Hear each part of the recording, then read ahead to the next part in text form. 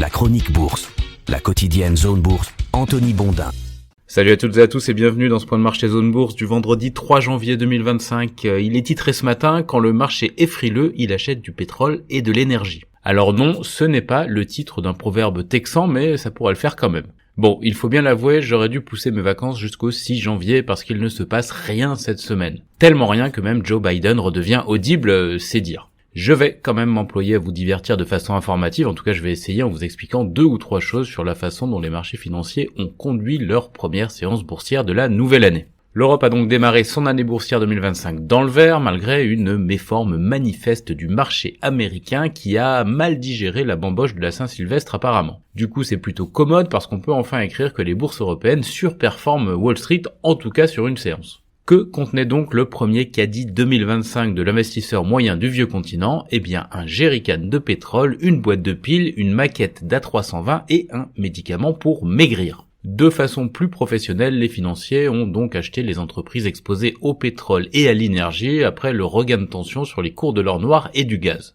Alors pourquoi ces cours ont-ils augmenté ? Eh bien, ils ont été alimentés par la fin programmée du transit du gaz russe par l'Ukraine, mais surtout par la perspective d'une vague de froid aux États-Unis. D'ailleurs, le baril de brut léger américain WTI est passé de 70 à 73 $ en moins d'une semaine, c'est considérable pour ce marché. Et par ricochet, eh bien, les énergéticiens ont aussi tiré leur épingle du jeu. On a donc assisté en Europe à un net rebond des acteurs du pétrole et du gaz, notamment Equinor et Aker BP ou encore GTT, mais aussi donc des entreprises exposées à la production d'électricité. Du côté des ENR, par exemple, on a eu des vives hausses de Vestas ou d'Ørsted, mais on a aussi eu des progressions chez les énergéticiens plus conventionnels comme Centrica ou Engie. Je parlais un petit peu avant d'une maquette d'A320, c'était évidemment pour évoquer Airbus qui a gagné 3,5% hier. Le titre a fortement contribué à hisser le CAC 40 dans le vert à Paris puisque le groupe est devenu le 5e dossier le plus influent de l'indice. Cette hausse a été alimentée par une étude très positive de Bank of America qui a classé Airbus parmi les 25 actions à détenir en 2025. La banque a été en effet impressionnée par la capacité de l'industriel à accélérer ses cadences de production en fin d'année. A priori 760 appareils livrés pour 770 programmé, mais ça reste quand même une performance exceptionnelle compte tenu des goulets d'étranglement sectoriels. Le dernier point d'appui européen, eh bien, c'était Novo Nordisk qui a rebondi de 2,3% sur ce que l'on appelle des rachats à bon compte, c'est-à-dire que des investisseurs ont voulu tirer parti d'un titre qui s'est effondré de 17,6% au mois de décembre. Du côté des États-Unis, eh bien, la première séance de l'année ressemblait à la nomination de François Bayrou, un peu d'espoir au début, une phase où tout le monde déchante, puis une période molle de flottement.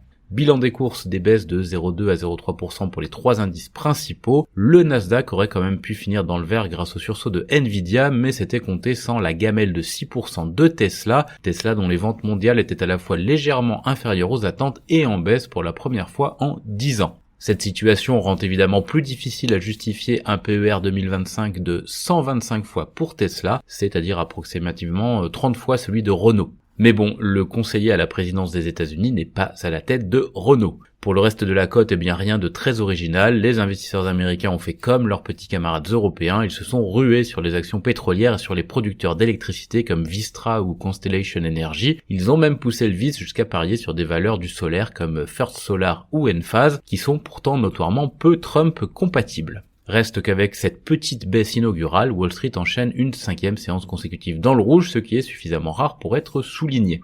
La semaine s'achève donc sur une poussée du pétrole, tandis que l'euro continue à s'effriter face au dollar pour toucher un plancher de 2 ans. Les cambistes évoquent de plus en plus le retour à la parité entre les deux principales devises mondiales. Le reste de l'actu macro, eh bien, il est centré sur l'indice ISM manufacturier de décembre aux États-Unis. Il sera publié cet après-midi. Il est aussi centré sur la Chine où la Banque centrale pourrait procéder à un changement de stratégie cette année pour se rapprocher des pratiques des banques centrales occidentales. C'est en tout cas ce que révèle le Financial Times ce matin après avoir directement posé la question à la Banque centrale chinoise. Par ailleurs, Pékin a fait savoir que de nouvelles restrictions à l'exportation vont être appliquées sur les technologies utilisées pour la fabrication de composants de batteries et le traitement de 2 métaux rares. Attaquée par les États-Unis sur le front des semi-conducteurs, la Chine réplique donc sur celui des batteries. En Asie-Pacifique ce matin, Hong Kong relève un petit peu la tête après une première séance difficile hier. La reprise du secteur des semi-conducteurs aux États-Unis réveille la Corée du Sud qui prend 1,8% malgré encore beaucoup de remous politiques. La séance est positive en Australie également sur un gain plus modeste de 0,6%. Enfin, l'Inde perd 0,3%. Le marché japonais est toujours fermé, contrairement à ce que j'ai dit hier. La reprise est prévue lundi à Tokyo. Côté indicateurs avancés européens, on a un léger biais baissier en préouverture. On passe à l'actu des sociétés en France d'abord. Airbus aurait donc livré environ 760 avions en 2024, soit 10 de moins que l'objectif annuel, c'est une info de Bloomberg. Cela reste toutefois dans le haut de fourchette des attentes du marché. Orange, via sa coentreprise Mas Orange en Espagne, détiendra 50% d'une coentreprise dans la fibre avec Vodafone Spain et un autre investisseur. Et si Luxottica acquiert la start-up Pulse Audition, Nexans finalise la cession de sa filiale américaine de câbles industriels, la Score finalise, elle, la cession de sa participation dans le groupe Humensys. Brookfield a enfin déposé son projet d'OPA simplifié sur Neowen, dont elle détient déjà 53,8%.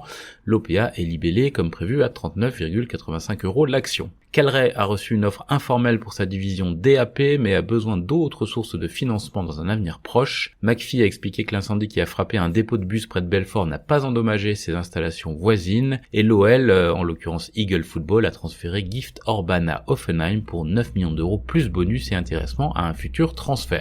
Ailleurs en Europe, le président du conseil d'administration de Pirer Mobility en Autriche, Joseph Blaszczak, va démissionner au profit de Stefan Zorling. Hugh Froban dépasse à nouveau le million de passagers. SGS ouvre un laboratoire d'analyse en Australie et c'est à peu près tout sur le continent européen pour ce vendredi. En Amérique du Nord, Tesla a donc connu une baisse de livraison mondiale pour la première fois en 10 ans. Apple va payer 95 millions de dollars pour mettre fin à une plainte selon laquelle Siri aurait espionné des utilisateurs. Unity a gagné 9% hier sur un message obscur du trader Roaring Kitty et le vendeur a découvert Hindenburg Research s'attaque à Carvana. Ailleurs dans le monde, Joe Biden est parti pour rester inflexible sur son veto au rachat de US Steel par Nippon Steel et Alibaba a racheté 1,3 milliard de dollars de ses propres actions au cours du T4 2024. C'est terminé pour cet ultime point de marché de la semaine. Je vous souhaite à toutes et à tous un excellent week-end.